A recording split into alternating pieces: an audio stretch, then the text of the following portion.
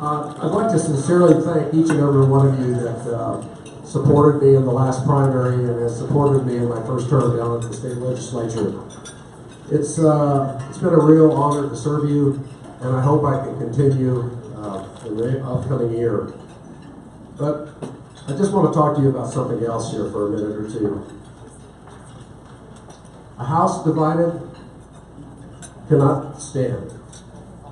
Abraham Lincoln spoke those words to the Republican Party when he was nominated for the U.S. Senate in 1858. Well, the Republican Party in Yavapai County cannot stand if it's divided. And that might be what could be happening here in this county. There are 2 seats in the legislature, and we need to get both David Stringer and myself elected to those seats. Last week,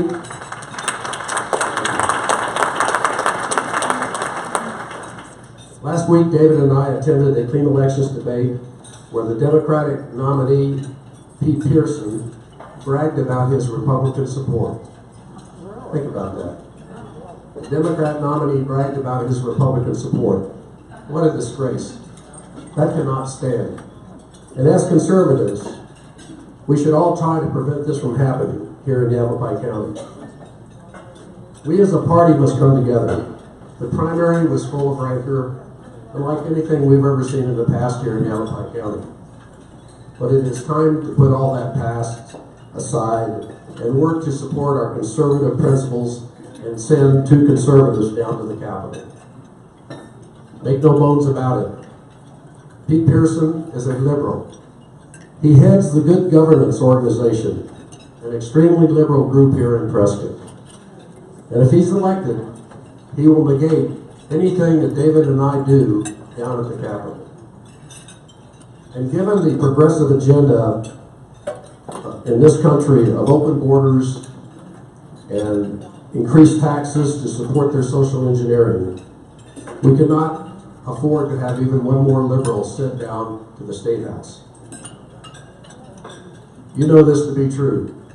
Our country is on a precipice, and each and every one of us in this room must do all that we can so that we do not fall into the abyss of their failed social policies. And so today I'm calling on the Republican women of Prescott in this room, just as I called on the Republican Men's Forum and the Highway 69 Republican Party and the Yavapai County Republican Women and the Yavapai County Republican Party to help get David and me elected as your state representatives. The primary is over. Republicans support Republicans. Thank you.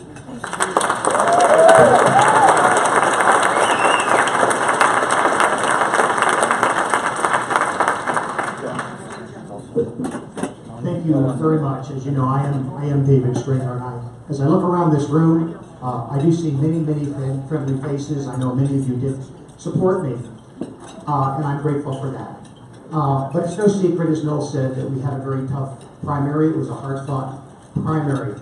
But you know, a primary election is a debate that we have within the Republican family. It's a debate we have among ourselves to see who we want to be our representative and who we want to be our voice. It was a hard-fought primary. I consider it a draw. You had two well-qualified candidates, 2 strong men fighting over a prize that only one could have. I consider it a draw. I just happened to end up with a few more votes than my opponent, and that's why I'm standing here, and I'm grateful to be standing here. I know many of you supported me, and many of you supported my opponent, and that is perfectly okay. That's what primaries are all about. But as Noel said, it is time to move on. We have a 2-to-1, Republicans have a 2-to-1 voter registration advantage in Yavapai County. But that doesn't mean that we can take this election for granted. Because the Democrats have put forth one candidate, Mr. Pearson, as Noel alluded to, and the Democrat strategy is to single shot him. And if enough Republicans are disaffected and sit on their hands, then we could lose this seat for the Republican Party. And I think that would be a tragedy. My job is to fight as hard as I can to keep this seat in Republican hands. As you know, I put on a very strong primary. I'm putting on right now today, I am putting on probably the strongest general election campaign that the county has ever seen. We are on all media. We are spending thousands of dollars again. I have to do it. I owe it to you. I owe it to the Republican Party. I owe it to Yavapai County. So I'm doing it. But you know, you can't buy elections. I can't win unless you help me. So I'll just be very brief. If the Democrat wins, he will be in a position to cancel out no Campbellsville. He will put the Republican agenda in jeopardy. He will put Governor Ducey's agenda in jeopardy.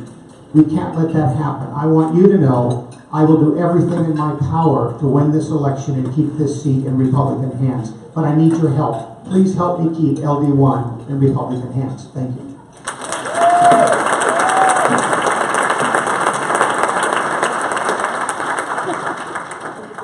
Mr. Hyde is a contributing writer and speaker for the American Thinker, Front Page Mag, and several other venues and organizations, as well as appearances on television and radio.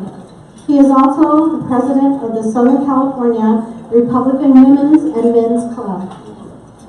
Howard Hyde lives in Pacific Palisades, the community just outside of Los Angeles, with his physician wife, who is here with us today, Virginia.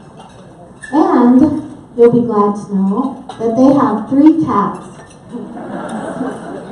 They are Good King Henry, Lady Sarah Gray, and Johnny Cat Clouseau. And Mr. Hyde also has a 22-year-old daughter. So please give a warm Arwak welcome to Mr. Howard Hyde.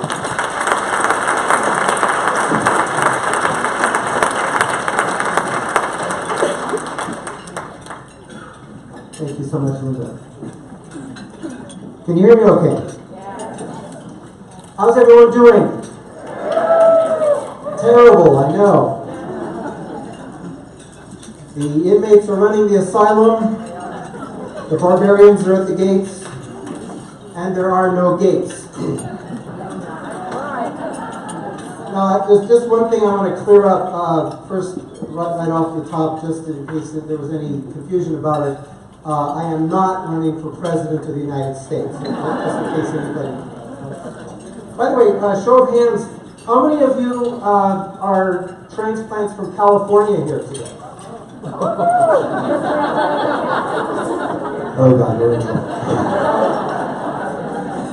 I'm not sure if this is going to be easier than I thought or harder than I thought.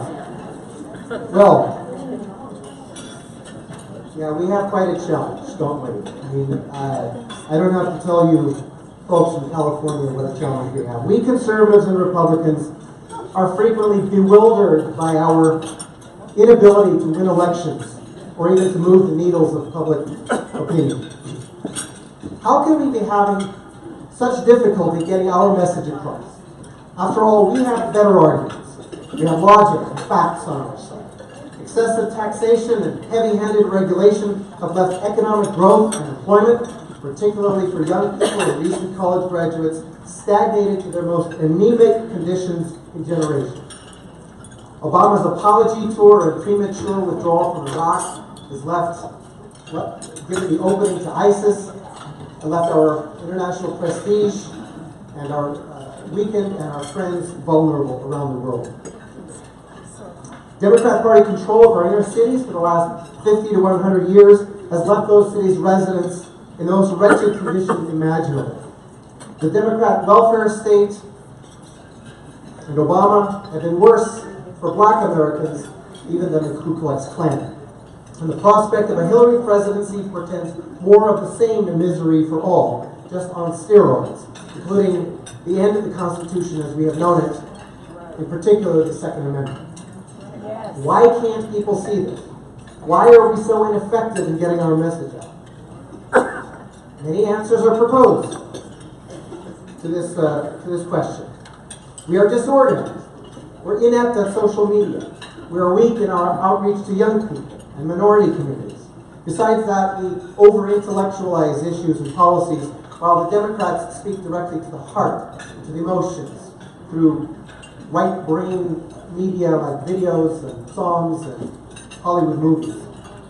Now, all of that critique has some validity, But I'd like to focus today on one aspect of this in particular, which is that to an unprecedented degree today, our views and arguments are effectively banned from the public square.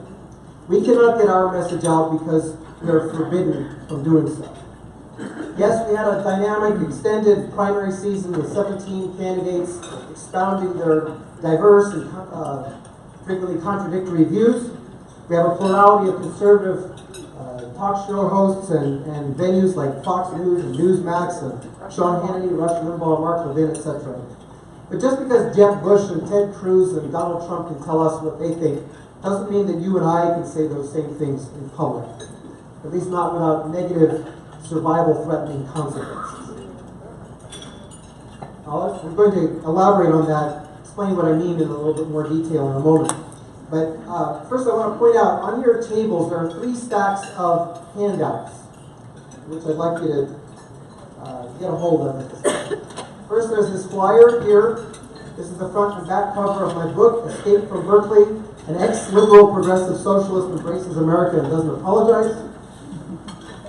There's also a little flyer with the title of my talk, Leftist McCarthyism in America 2016. And some information there that I'll get to presently. And also an article that was published, that I wrote a month ago, that was published in National Review that is relevant to our topic today. So there are enough of the small flyer and the single-page flyer to go around. There's only 5 of the National Review articles per table, so you can double up and share. So speaking of my book, in the book I recount my personal intellectual journey from being a leftist growing up in Berkeley in the 60s and 70s to eventually converting to an evangelist for limited constitutional government, free markets, and capitalism. I review the history of the student movements on the Berkeley campus in the 1960s and their degeneration into violent, radical mob actions. I deconstruct and reinterpret the leftist arguments and actions in light of my evolved conservative perspective. Then I examine how their rhetoric at the time, the rhetoric of the radicals at the time, squares with what they have actually accomplished, now that they are in fact firmly entrenched in the most powerful and unaccountable posts of our government.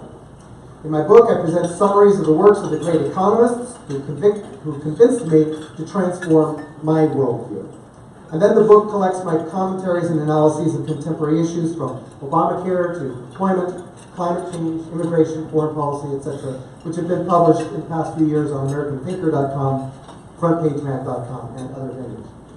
Now, I coalesced my book around the theme of Berkeley in the 60s because this is a story that's being forgotten in the mists of time, and in my opinion, it must not be. I've been actively speaking to Republican groups for several years now, and I've gotten used to introducing myself with the line, "How's everyone doing? How do you do? I'm Howard, and I'm an ex-liberal, socialist, progressive Democrat from Berkeley," and acknowledging the approval and sometimes the applause of the crowd. But among the young faces in the audience, it was more like blank stares. They have no idea what I'm talking about. They have no concept really of what socialism is. They have no living memory of the Cold War or the presence of the Berlin Wall, and certainly no concept of the significance of Berkeley in the 60s, whatever that is.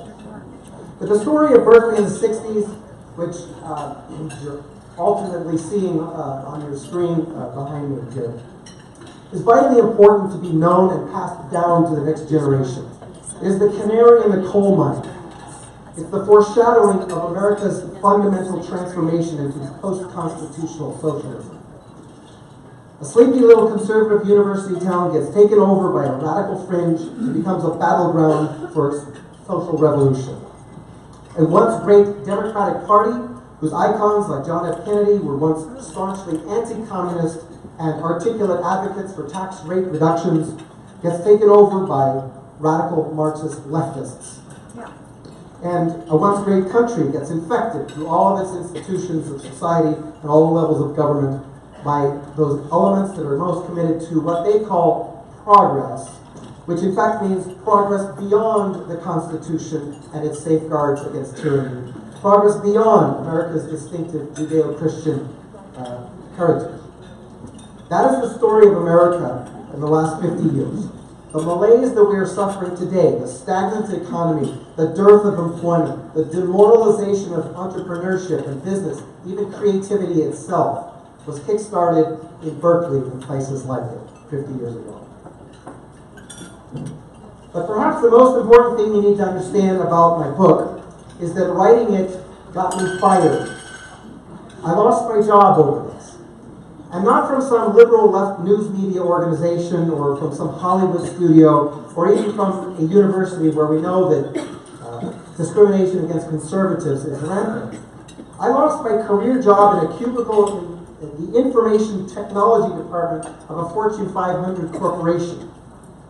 Now, it wasn't just the book, of course. It was the book, plus the website, www.citizenecom.com, plus the published articles, plus being president of a Republican club, serving on the board of a conservative 501c3 organization, the American Freedom Alliance, and public speaking on matters of political economy and gathering in radio and podcasting. You could just as well say that I was fired for appearing before you here today. Now, without going into too much incriminating detail, here's how the story played out. A large American company recently interviewed me for a non-political back office job in their IT department. I'm an expert in Oracle database design, programming, and performance tuning with 24 years of professional IT experience. After a rigorous interview process and reference checking, they offered me a six-figure salary with generous benefits, a vice president title, and I was given a start date, and I received the welcome aboard new employee packet in the mail, ready to go. Suddenly, 3 days before I was supposed to start, they called to inform me that my start date has been postponed pending further investigation of my outside activities.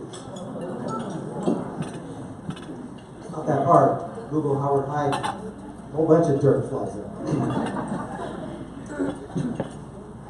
After that, they refused any communication with me whatsoever for 2 full weeks, finally informing me by phone that the offer was withdrawn, citing my undisclosed outside commercial interests, which would not be possible to monitor. They afforded me no opportunity to discuss, negotiate, debate, dispute their conclusions or decisions. I asked them if there was any possibility of going back to an hourly contract to a third-party agency. Not a chance. Apparently, I had gone from indispensable to radioactive the moment that they discovered that I had an independent thought in life outside work. And for what again? Undisclosed outside commercial interests which would not be possible to monitor. Now, call me naive or call me dumb as a rock, but I never knew that my life outside of work had to be monitored by my employer. I mean, after all, whether I like to frequent drag queen transgender bars or attend Jesus Church, it's really none of their business.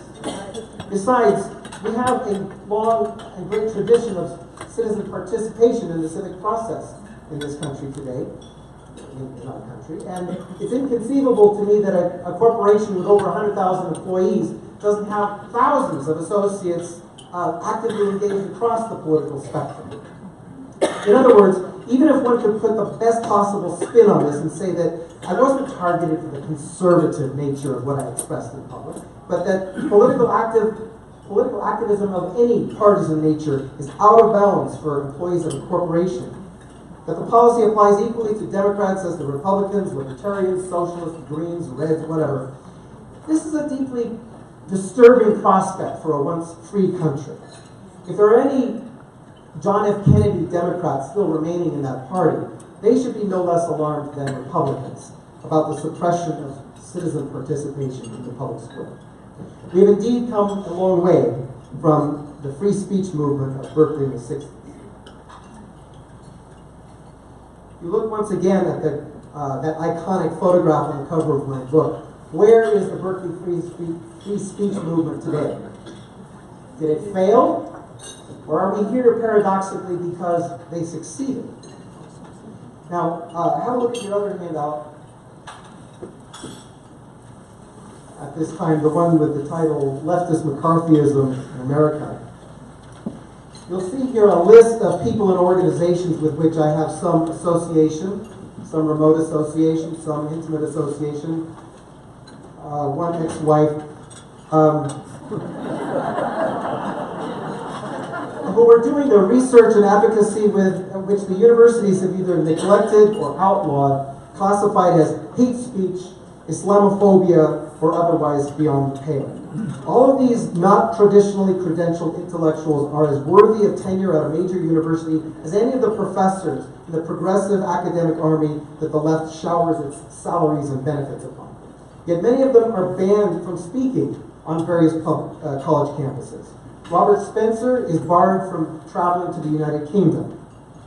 Many of them require a security detail when they speak in public. Most of them have received death threats for what they have written or said in public. This is a list of only those individuals and institutions that I know personally who are going through similar struggles, many of them far worse than my own. I would ask you today to keep these individuals and organizations in your thoughts and prayers, and that you consider providing financial support either individually or institutionally. Now, I'm no stranger to unemployment in my long career and having to scramble for my next IT job. And I've always managed more or less to land on my feet. But I never before did it without dedicating 110% of my energies toward the next job and the long-term health of my tech career. The truth is that I probably shouldn't be here today, especially during the work week. I should be pounding the pavement, or studying for a technical certification exam, or writing another paper for Oracle magazine. But I'm here today because I think it's especially important for those of us who are under extraordinary pressure to shut up, instead to continue to speak out, to report on what's going on. Because if we don't, we won't have a country left. With your support, I will be able to continue my public appearances and publishing. My books are available here today for $20 a piece. I'd be happy to sign them for you.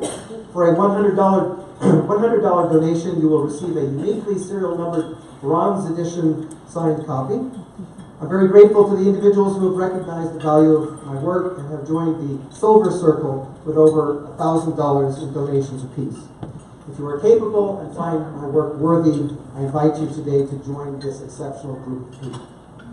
For those of you who require a tax deduction for your donation, I encourage you to make that to the American Freedom Alliance, AmericanFreedomAlliance.org.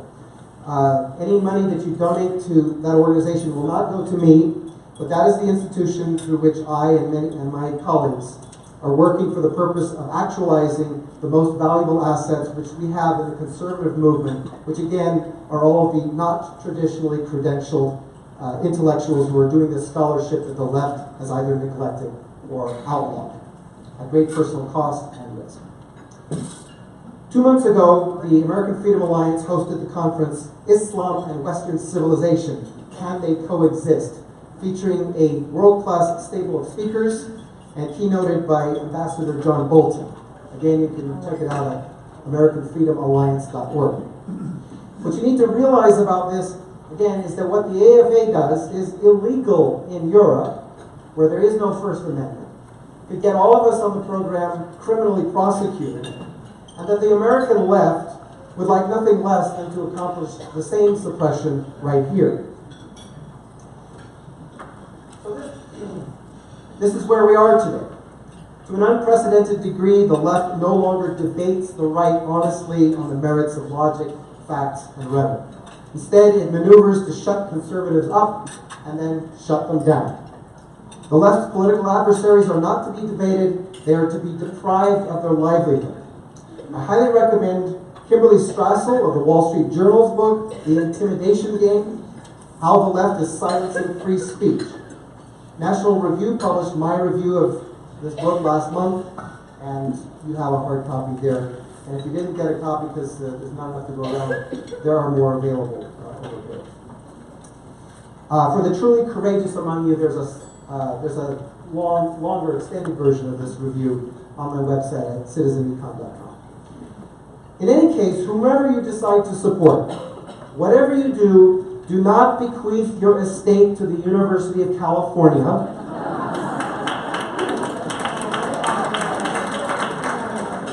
Or to Stanford, Harvard, Yale, Cornell, or to any of the foundations established by the great capitalist fortunes, and since hijacked by successive generations of progressive and Marxist activists. These corrupt bodies need to feel the pain and relearn the fear of God. The next generation of honest and legitimate scholarship, if it isn't already, will be outside of these institutions, faithfully executed by individuals and organizations such as the associates that I listed on your handout. Now, on a totally unrelated topic, in case you missed the memo, there's a minor election coming up in a few weeks. Now, we Republicans who are still stuck in California have no chance of moving the national needle. We are depending upon the good people of Ohio, Pennsylvania, Nevada, Florida, Georgia, Utah, Iowa, and Arizona to save the republic. And make no mistake, to fail to support Trump means that Hillary wins. If Hillary wins, in spite of her deadly trail of corruption and organized crime, barely hiding in plain sight, it will be open season on private property rights, the First Amendment, the Second Amendment, the Supreme Court, conservative grassroots organizations, people like me, and people like you. Please don't let that happen. Put another way, don't let California happen to your state.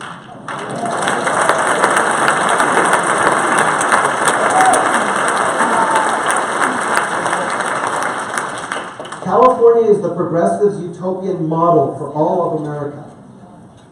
If anyone here has connections to the Trump campaign in any of the battleground states, please let them know that I'm available and at their service with precisely that message. Don't let California happen to you. Thank you, and I'd be happy to take some questions.